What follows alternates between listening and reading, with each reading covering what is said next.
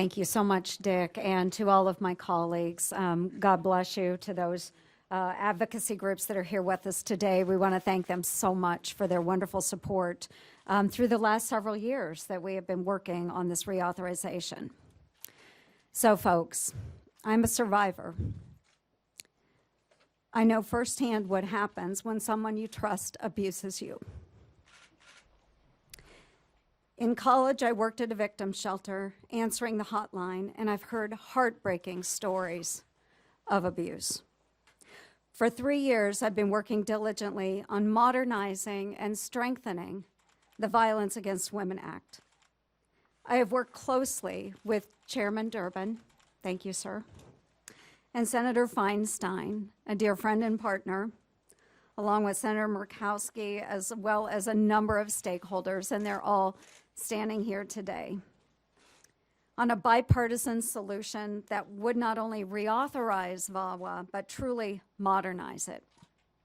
I'm encouraged by the support of many of my Republican colleagues, including Senators Collins and Senator Capito, and I thank you all for joining us. I believe we must provide better resources for survivors in their own communities.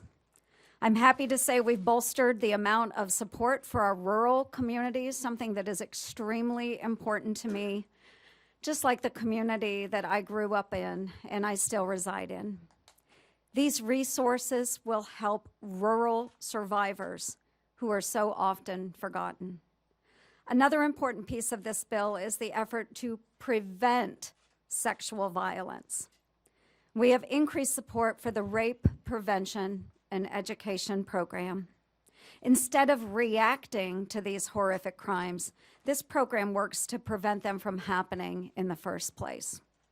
We've also included my bipartisan bill with Senator Blumenthal to make sure that perpetrators who abuse women in custody cannot avoid justice.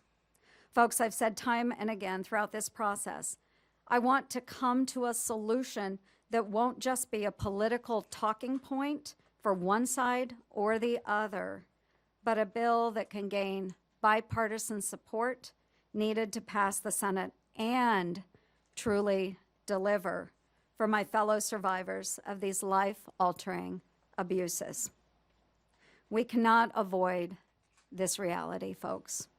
People need these resources, and today, I am so thankful to say, is the first step in making this bill become law.